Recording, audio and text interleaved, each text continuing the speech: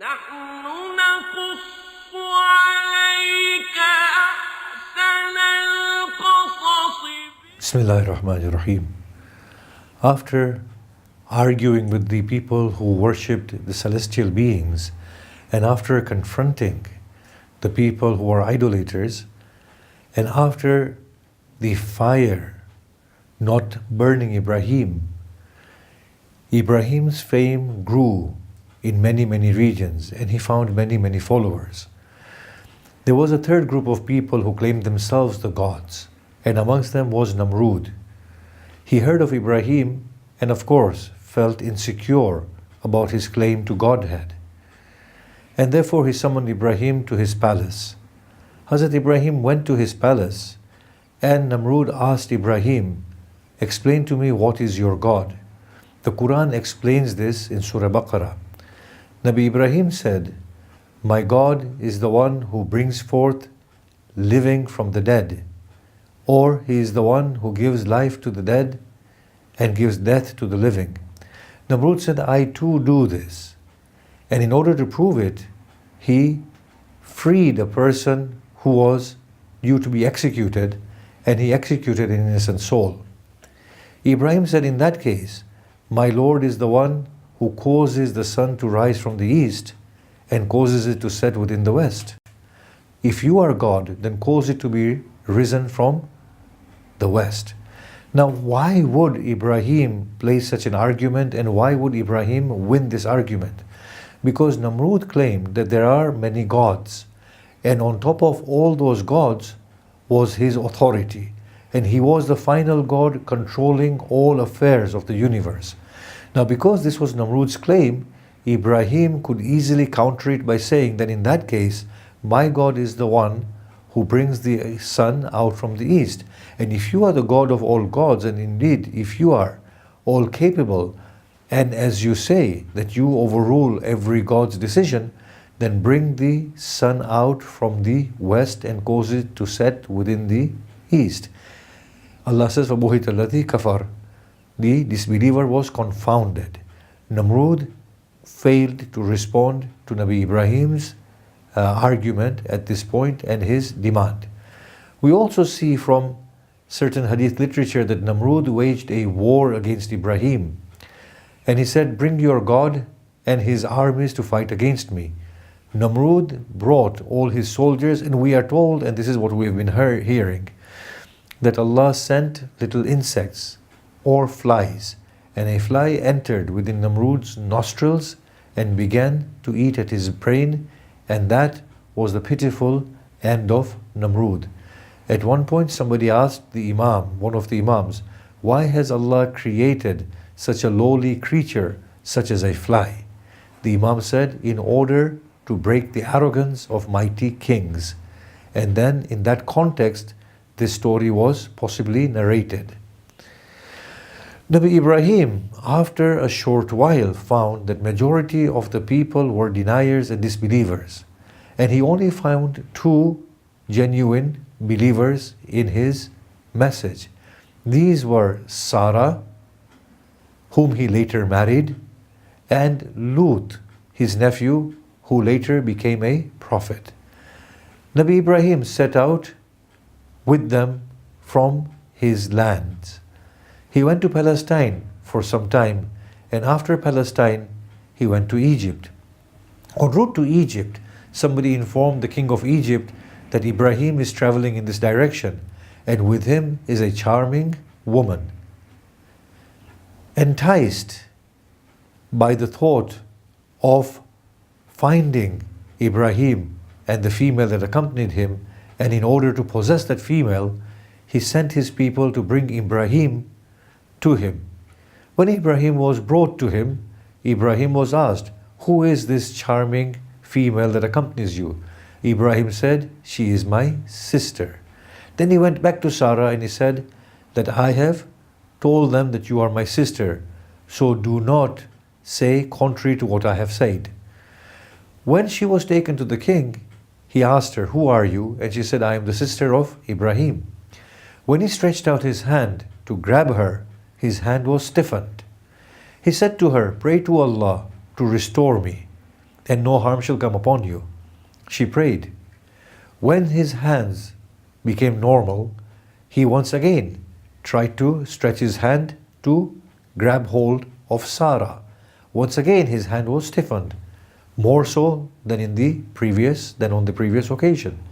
He asked and he said, "Pray to your Allah and I shall not harm you." She prayed to Allah and his hand was restored. At this point he said to his emissary, "You have not brought to me a woman, rather she is a demon." And then he had a maid by the name of Hajra. He gifted this maid to Hazrat Ibrahim. We are told at this point by certain riwayats that Ibrahim lied on 3 occasions. The first occasion was when his people were going out of their village to celebrate, and he said, "I am indeed unwell." That was an excuse that Ibrahim made in order to not to accompany them. The next time Ibrahim lied was when he said to the people that your God has destroyed the lesser gods, has broken the smaller idols. And the third lie was when he said that Sarah was his sister. Now all these 3, as we explained previously, do not fall into the category of lying that is frowned upon. As we said, lying is frowned upon when it is in order to procure some illegitimate benefit or to ward off legitimate harm. In any case, Ibrahim traveled with Sarah and with Hajra. Now Hajra was given to Sarah as a maid. But Sarah was barren. She was not blessed with any children. She at that point insisted that Ibrahim, who had become a grey-haired old man at this point, to marry Hajra. Hazrat Ibrahim married Hajra and she gave him Hazrat Ismail Salamullah alayh. At this point now, Hazrat Ibrahim continues on his own personal journey to Allah subhanahu wa ta'ala. At a point, Hazrat Ibrahim looks at the whole process of life and death. He supplicates within his soul and says, "Oh God, how shall you bring the dead back to life?" God responds, as we read in the Quran, "O Ibrahim, shall you not have faith?" Ibrahim said, "Indeed, I have faith. It is only for the assurance of my soul, only so that my heart might find rest." From here we learn certain things, that we may have faith as Ibrahim had. We may also have certitude and surety as Ibrahim had. But despite all of that, the heart may still yearn comfort by seeing certain decisive signs. It is often the case within our own lives where we want from our beloved certain signs to confirm and affirm that love. Similarly, Ibrahim, although rationally he believed, he wanted this faith to touch him deep inside his soul. But this is an astonishing thing because he had already fallen into the fire and the fire did not touch him. He obviously was touched at the level of his soul by surety. Yet there was at this point this lack in Ibrahim that he required to be fulfilled. And that was that Ibrahim wanted that inner satisfaction and wanted that inner witnessing that yes, whatever Allah says is the truth. The command of God comes to him and he is told, take 4 different species of birds and then train them to heed to you, that whenever you call them, they listen to your voice and they fly to you.